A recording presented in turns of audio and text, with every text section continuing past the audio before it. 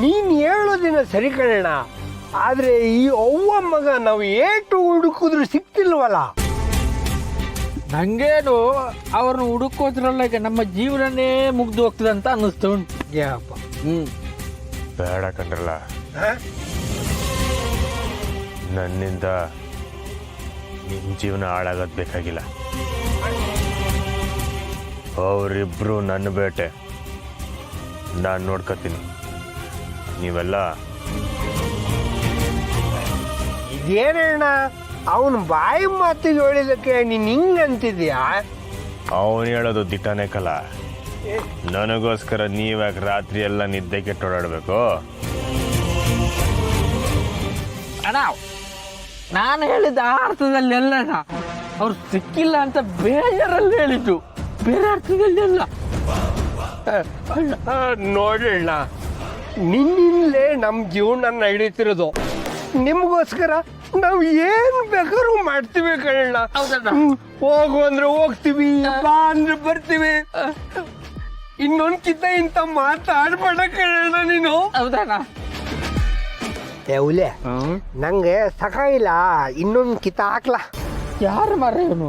ಇವನ್ ಸಾಯಿಸಿದ್ರೆ case ಆಗ್ತದ? ಅವಾಗ peg ಮೇಲೆ ಪೆಗ್ ಕುಡಿತಾ ಇದೀಯ. ನನ್ನ ಕೂಡ ನೀನೇ ಕುಡ್ತಿದ್ಯಾ ನೋಡು.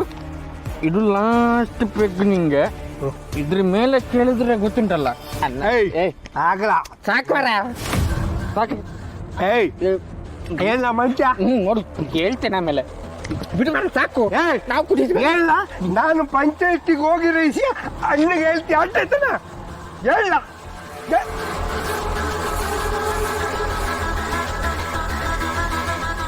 ಏನಿಲ್ಲ ಅದು ಪಂಚಾಯತಿ. ಸುಮ್ಮನೆ ಮಾರಾಯ.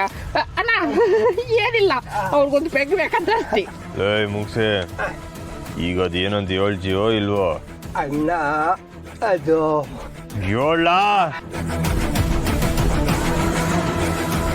ತೀರ್ಪು ಕೊಡೋರು ಬಂಗಾರಮ್ಮೋರಲ್ಲ.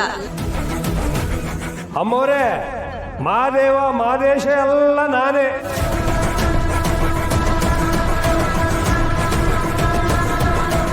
ಆಗಿದ್ದು ಇಷ್ಟೇ ಕಂಡ.